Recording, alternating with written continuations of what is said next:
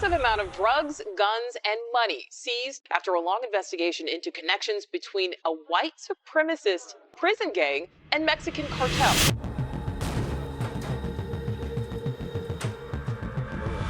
Now is one of those times, and it involved big money, Mondo money. I'm talking $30 million in cash money, stolen.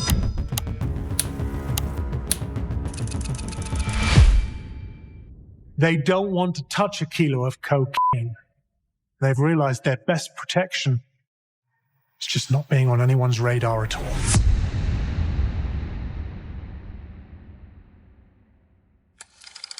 Throughout the history of criminal investigations in the United States, there has never been a seizure that left agents standing silent before what they saw this time. An abandoned warehouse near the border turned out to conceal something no intelligence report had ever mentioned. No one knew who had built it, why it existed, or what it contained. Every theory was left open until the official investigation began. Let's see what was truly inside. As soon as the iron door was breached, a cold, damp gust rushed out carrying the smell of metal and aged paper. Industrial lights swept across the darkness, revealing dust-covered blocks stacked tightly from floor to ceiling. The agents looked at each other in silence. They had just touched something absent from every existing record. At first, they assumed it was just an abandoned storage site. But as the light grew stronger, the sealed nylon layers began to glimmer. One agent stepped forward, slit the wrapping, and discovered thick bundles of cash, carefully bound with plastic straps. Each bundle bore faint printed markings that matched no known banking system. The scene was sealed off immediately. The FBI's Financial Forensics Unit used serial scanners but retrieved no results. The number sequences existed in no federal database, confirming that this was money outside every legal framework. Washington ordered an emergency report that same night and seized all agents' personal equipment. All notes and photographs were sealed under the mark Top Secret, Restricted Distribution. No data was allowed to leave the site. A sense of unease spread across the team. They realized this case was far beyond a routine operation. The first group of specialists analyzed the foundation and discovered that the vault was reinforced with solid steel nearly half a meter thick, capable of withstanding heavy vibration. Geological analysis showed most of the structure extended deep underground, built with industrial drilling technology. Construction of such precision would have required dozens of engineers and hundreds of millions of dollars. No signs indicated the facility belonged to drug cartels. An internal source stated that investigators initially suspected it was laundered capital from black funds in the 1990s. The paper and ink samples were of modern manufacture, appearing only within the last 5 years. This proved the vault was still being maintained. On the money bags appeared the symbols O and F9. The Federal Cryptography Bureau found no match in any known system. Some agents believed these might be internal identification codes of a government branch or a private organization operating beyond normal capacity. During inventory, intelligence analysts discovered an electronic transaction worth $1.4 billion USD recorded on a hidden server in Panama just hours before it vanished from the network. The timing matched precisely with the moment the vault was unlocked. The coincidence led many to believe this was a link in an international shadow finance chain. The inventory lasted through the night. The total value exceeded $1.2 billion USD, along with an undetermined amount of gold bars. Everything was sealed in 36 specialized containers and transported to the Federal Security Center. But upon arrival, 3 of those containers were missing from electronic records. The Internal Affairs Division was activated. Multiple bank accounts were frozen, and the list of participating agents was completely isolated. Within the intelligence community, the operation gained a code name Operation Black Vault. The press knew nothing, and all reports were filtered at the federal level.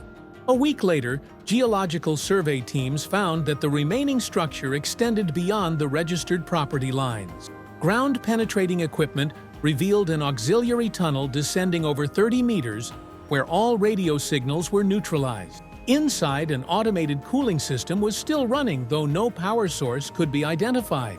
The air in the chamber contained an unusually high ozone concentration. Preliminary reports suggested the area might have been used to store flammable materials or classified documents requiring strict preservation. Before further analysis could proceed, the zone was abruptly sealed. All test results were reclassified as top secret, restricted distribution. The technicians involved were suddenly reassigned. A few left the agency within months. In informal conversations, they only said one thing: not everything down there was money. Analysts concluded that given the precision of the structure, it was likely a technical facility, serving another purpose, not merely a hiding place for cash. From that point on, the investigation shifted from finance to technological security. The central question was no longer who owned the money, but what were they hiding beneath it? And then, among the numbers, a new trail began to emerge. The trail of numbers. Location data was erased from the central system and replaced with falsified copies bearing incorrect timestamps. The technician responsible for storage was suspended within 2 hours of inspection. When the inspection team arrived, the data storage room had already been sealed by another unidentified unit. From that point, the surveillance chain was officially broken. The internal report described the missing evidence as an operational error, but no one believed it. Agents present at the scene confirmed they had received direct orders for silence from an undisclosed higher authority. All email communications were deleted from the servers. A week later, a local newspaper published a brief note about a confiscated warehouse omitting its value. The only available detail was that the number of FBI personnel deployed was triple that of the largest previous drug cases. Anyone asking for clarification received the same response: no comment at this time. Meanwhile, a covert financial analysis group began tracing the hidden serial numbers. They discovered a small portion matched private banking transactions in Switzerland from several years earlier. The account was tied to an investment fund dissolved after a European internal investigation for suspected money laundering. When cross-checking data, they found over 200 serial codes had existed in the system, but were deleted just hours before the FBI uncovered the vault. The system administrator claimed no authority to alter records, meaning only a higher federal level could have done it. From here, the theory of an internal hand began to emerge. A former Federal Reserve employee interviewed confidentially stated, "It is impossible that it was real currency." He confirmed that type of paper was used only in specific Treasury Department projects, not disclosed to Congress. If true, the vault's contents were not cartel assets, but a detached component of an official system. At the same time, the chemical analysis team discovered microscopic silica particles within the dust, covering the money bags identical to those found in government-secure storage. This made all conventional criminal theories less convincing. The question of who is behind this gradually shifted to which organization is being hidden. To ensure independence, a new investigative task force was formed with members from several federal agencies. Within 2 weeks, the task force was dissolved without explanation. Their files disappeared from public access systems, and the participants were reassigned to other states under urgent orders. Inside the Bureau, many believed the case had moved beyond FBI jurisdiction. An anonymous source revealed that the previous month, control of the vault had been transferred to a special interagency unit, possibly operating under the National Security Council. No announcements, no statements, only a new thicker layer of seals remained. Independent journalists attempted to reach the area, but were blocked from the perimeter. Satellite maps later showed the entire industrial complex removed from image databases as if it had never existed. All surrounding routes were closed off under the pretext of technical maintenance. Some leaked images showed the site now covered with steel mesh and guarded by military posts. In blurry frames, New containers could be seen being lowered by cranes at night. Observers speculated that the government was relocating all evidence to another undisclosed facility for re-evaluation. While the public remained unaware, the underground financial network displayed strange activity. Major banks simultaneously adjusted their cash reserves, and cryptocurrency exchanges recorded new accounts with balances in the hundreds of millions, matching the timeline of the vault's seizure. From this, a theory arose that the money had never been lost, but had been redistributed under secret orders. Some experts referred to this as a cleansing cycle, a process that transforms seized assets into legitimate capital through a chain of digital intermediaries. If accurate, the vault was merely the visible tip of a vast covert financial system. The latest report from an independent research organization indicated that similar suspicious transactions had occurred in Panama, Ukraine, and North Africa, coinciding with major international anti-money laundering operations. The repeating pattern implied cross-border coordination enough to turn the entire investigation structure into a smokescreen. An international economist remarked that money may have been a political instrument, not a prize. He suggested it was likely part of an unofficial operating fund used to finance actions beyond public oversight. The reason the vault was discovered might have been a simple accident in the transport chain, but the truth lay deeper buried in the cold ground below. The structure beneath the ground. Beneath the main steel floor lay a complex framework composed of hundreds of unidentified alloy beams. Each beam was over 4 meters long, perfectly fitted, and showed no trace of welding. The structure was assembled with industrial precision, far exceeding the standards of any civilian warehouse ever recorded. When the entire space was scanned in 3D, the model revealed parallel pipes running along the tunnel, connecting to a sealed chamber located more than 15 meters deep. The anomaly was that this chamber had no doors, no ventilation system, and its inner surface was coated with a rare anti-static compound. Material experts analyzed samples of the compound and found it closely resembled the type used in military electronic component storage facilities. This raised suspicions that this part of the vault had been built for a completely different purpose, unrelated to storing money. Some began calling it the absolute security room. Preliminary reports recorded magnetic interference levels 10 times higher than normal. When instruments were deployed, readings were constantly disrupted, making scanners malfunction.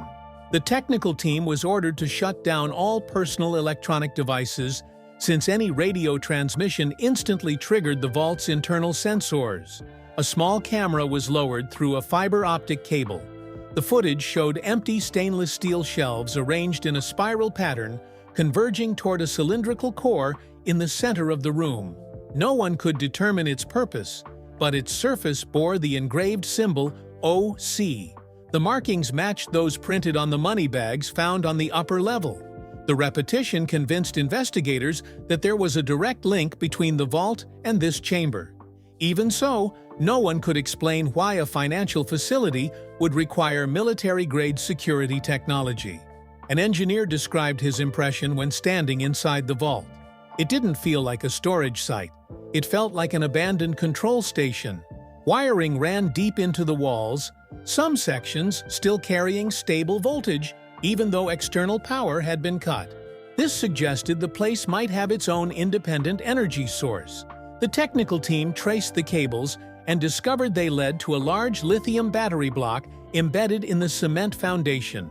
Normally, such batteries were found only in military or satellite equipment. It operated silently, sustaining power for a hidden network of sensors. Thermal analysis indicated the vault was maintained at a constant 14 degrees C, an ideal temperature for preserving documents or electronic devices. This led many to believe the money storage was only a disguise. What was truly hidden there could have been data-classified records or a covert information processing system. After the measurements were completed, part of the 3D data was sent to headquarters. Within 24 hours, all files were deleted from the server. The system log cited synchronization error as the reason. Backup copies were also found overwritten with empty files. The storage officer insisted he had performed no deletion.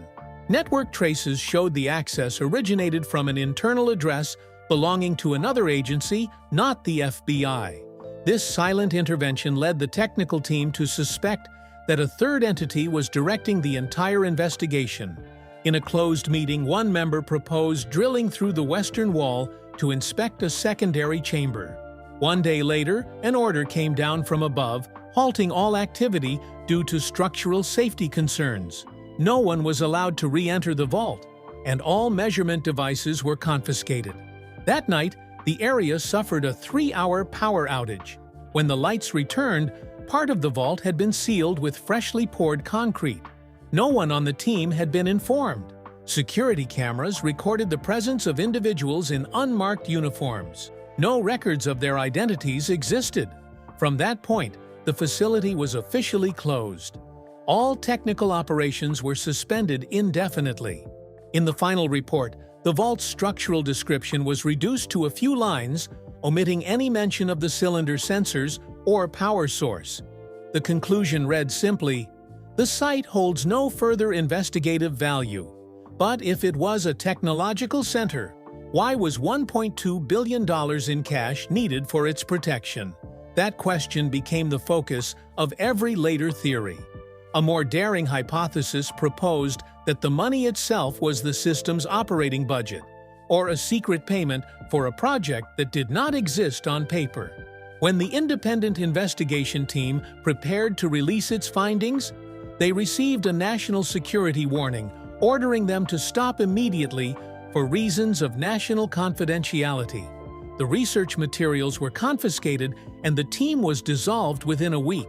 No one was allowed to mention Black Vault in any conference again.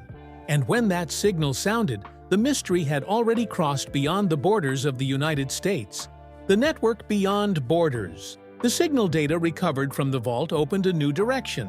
Independent experts analyzing the frequency sequence discovered that the wave patterns were encoded in a structure similar to NATO's communication systems from the early 1990s. This coincidence pushed the investigation beyond national boundaries. Signal samples were sent to European laboratories for comparison. The results showed that the intensity and transmission cycles matched those of military data relay stations decommissioned after the Cold War. The frequencies were not within civilian ranges, but reserved for classified surveillance programs. After the findings were released, the two laboratories lost access privileges. The servers were locked under an emergency order issued by an intelligence agency. One engineer described the situation. It felt as if someone was erasing the trail step by step before anyone could start asking questions. Around the same time, financial reports recorded unusual transactions among investment funds in Switzerland, Singapore, and the Bahamas. Each transaction coincided with the exact moments the vault signals were detected. The timing pattern led many to suspect a hidden communication network linking covert financial entities. An anonymous source in the financial sector revealed that these funds were established under humanitarian support labels but had no actual operations. Records showed they existed only on paper, acting as intermediaries for money transfers between unidentified organizations. This indicated a globally coordinated financial structure. A data analyst stated, "If the signal in the vault was designed to trigger transactions, it represents an automated financial command system. Whoever controls it can move enormous sums of money without leaving a trace." The statement shifted how many viewed the case. Declassified documents later revealed a program from the early 2000s called the Rapid Financial Response Network, created to secure emergency liquidity during global conflicts. It was discontinued due to its cost and risk of misuse. Whether it was connected to the vault remained unknown. A former national security advisor explained that similar programs operated across multiple nations, each holding partial data. If one facility was destroyed, the rest could function independently. This could explain why the vault signal continued without an external power source. Analysts concluded that the American vault was only a node within a larger system. Comparable signals were detected in the Caribbean and southern Spain, but all were shut down once information leaked. This suggested deliberate removal of all links. International media took interest, but journalists were denied access or lost credentials. Social media accounts posting satellite images of the site were locked or deleted. Within weeks, all discussions disappeared, as if they had never occurred. An audio recording allegedly from a former agent surfaced on a restricted forum. He claimed the money found was only the surface of the Delta Fund, a network using physical cash to mask data transactions. Each vault acted as a relay point, while the real value lay in information exchange. A technology historian observed that this model resembled the Cold War-era information centers where data was physically encoded. Its reappearance in the 21st century suggested a mission to store information beyond global surveillance reach. The end of this case brought no answers, only silence surrounding every piece of evidence. The vault was buried, the signal cut, and those who entered it vanished from all records. Everything ended at the border between truth and secrecy. Somewhere the system still functions quietly and precisely, serving an unknown purpose. Perhaps this is only the surface of something far deeper. If you wish to continue uncovering the truths that have been hidden, subscribe to the channel because this journey of discovery has only just begun.